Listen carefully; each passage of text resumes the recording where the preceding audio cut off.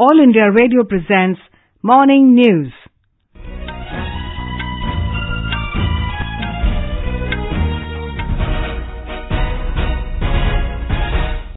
Good morning.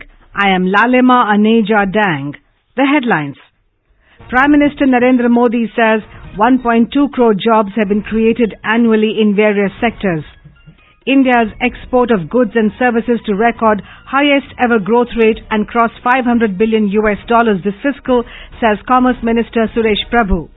Supreme Court to hear Ram Janmabhoomi Babri Masjid land dispute cases and 2 review petitions on the Rafale deal today. Election Commission reviews preparation for Lok Sabha elections in Maharashtra.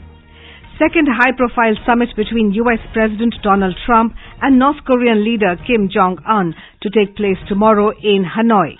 And in chess, Indian Grandmaster Abhijeet Gupta lives Cannes International Open Trophy.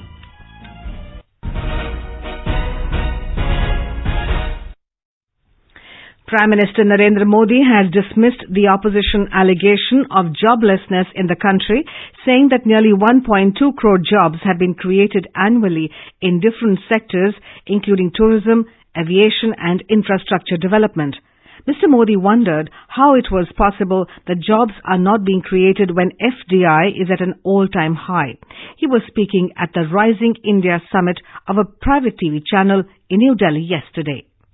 Bharat जब सबसे तेजी से बढ़ने वाली अर्थव्यवस्था बन गया है, तो क्या ये संभव है कि बिना नौकरी को सृजित किए, बिना रोजगार को सृजित किए ये हो जाएगा? जब देश में foreign direct investment all time high है, तो क्या ये संभव है कि नौकरियां पैदा नहीं हो रही हो?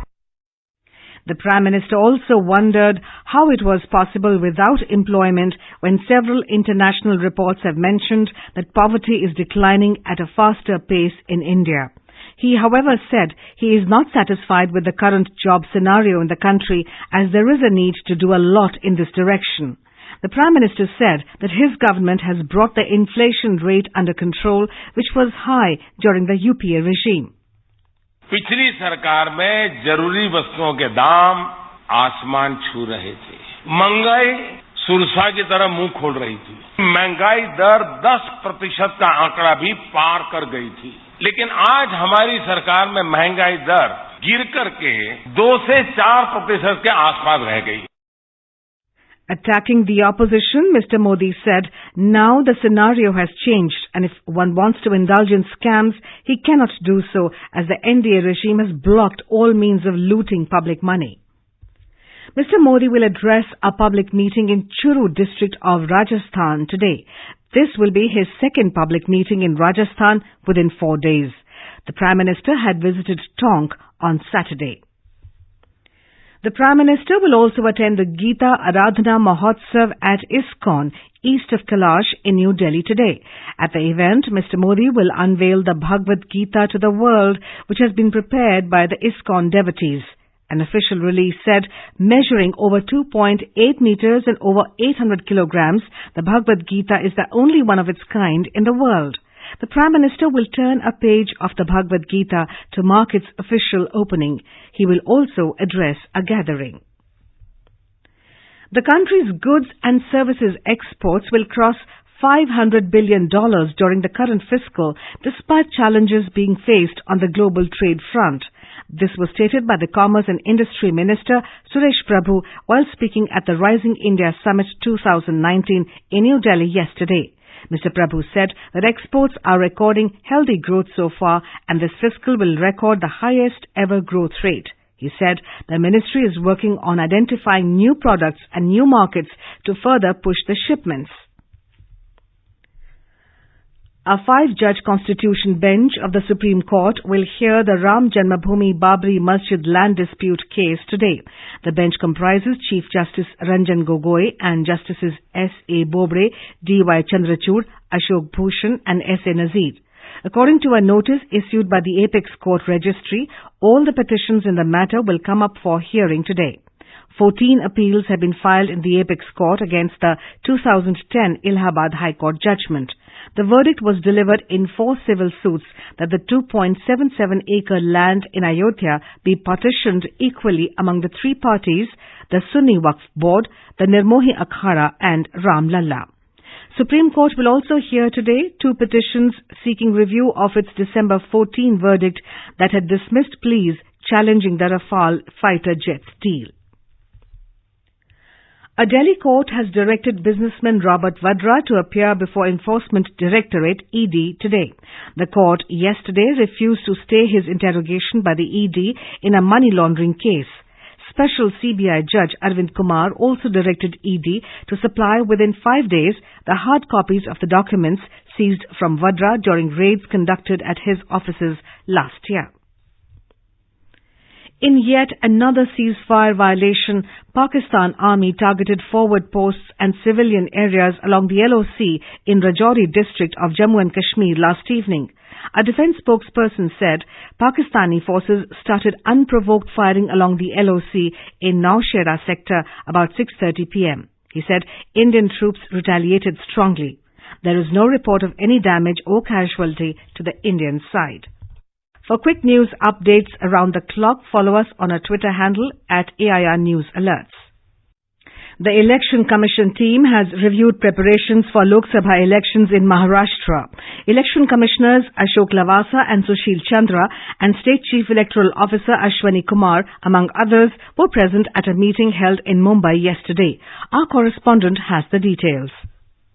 Talking about the meeting, a senior official said that officials discussed preparation of the voters' list, distribution of voter IDs, expenditure schedule and requirement, as well as security measures such as requirement of CRPF columns. The official said the poll officials expressed their satisfaction with overall preparations in Maharashtra. The ECI team is expected to meet divisional commissioners, district collectors and SPs today and also address media. City Jane, AIR News, Mumbai.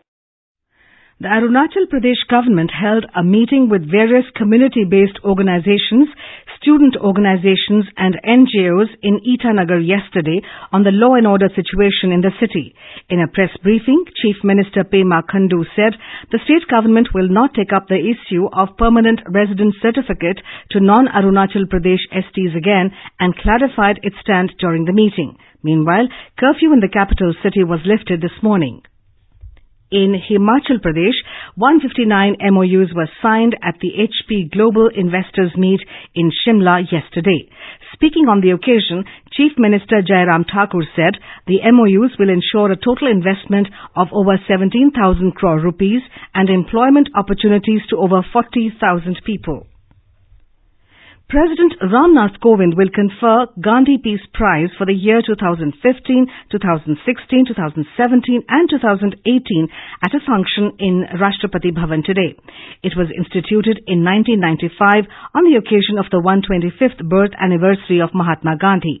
The annual award is given to individuals and institutions for their contribution towards social, economic and political transformation through non-violence and other Gandhian methods. Here's more from our correspondent.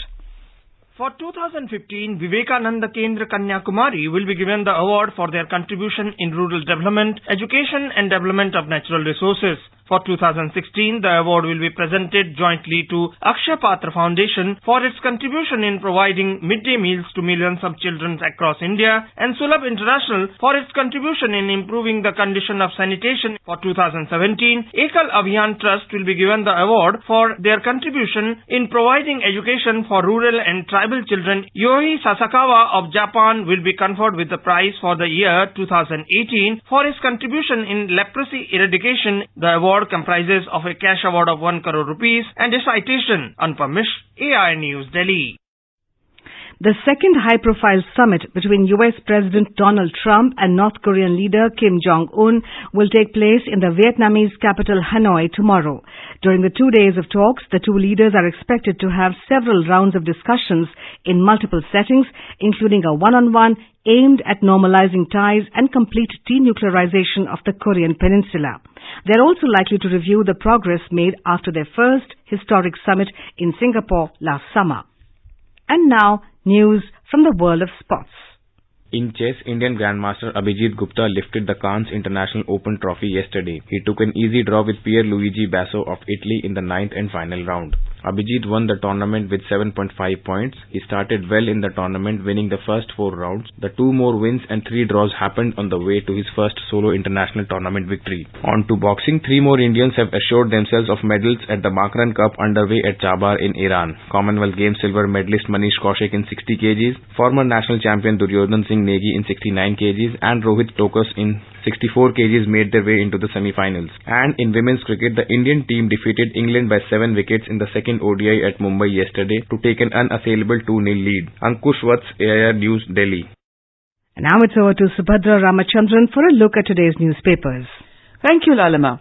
Car used in Pulwama bought 10 days before terror attacks, says the Times of India headline. Karnataka scrambles to rein in wildfire in Bandipur forest. Blaze raging for 4 days now. Air Force joins operations, says CM, is the Hindustan Times headline. The Tribune headlines. No new tax, farmer-friendly Haryana budget. Also, there will be a social security cover for small landowners and organized sector workers. The paper also carries a picture of the grieving wife and son of the brilliant, brave and fearless DSP Aman Thakur, who gave his life fighting terrorists in J&K. He was from Gagla village of Doda district. Aman Thakur had given up government job before joining the police force, says a Pioneer report. The Hindu business line on front page report that the Adani Group has entered the airports business and emerged the highest bidder to run airports at Ahmedabad, Jaipur, Lucknow, Mangaluru and Thiruvananthapuram. The Pioneer quotes the Nippon chairman from Japan as saying that still 110 laws exist at central and state levels which discriminate against leprosy.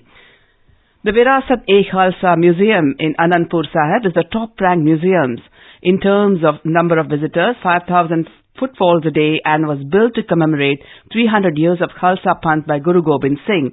Most newspapers also carry colourful pictures of National War Memorial inaugurated by Prime Minister Modi yesterday. It's a homage to 26,000 martyrs. The Hindu, while reporting on the Oscar-winning short film period End of Sentence, carries a picture of the original Padman, Arunachalam Muruganantham, from Coimbatore. And with that, it's back to you, Lalima. Thank you, Subhadra. And now, before we end the bulletin, the headlines once again.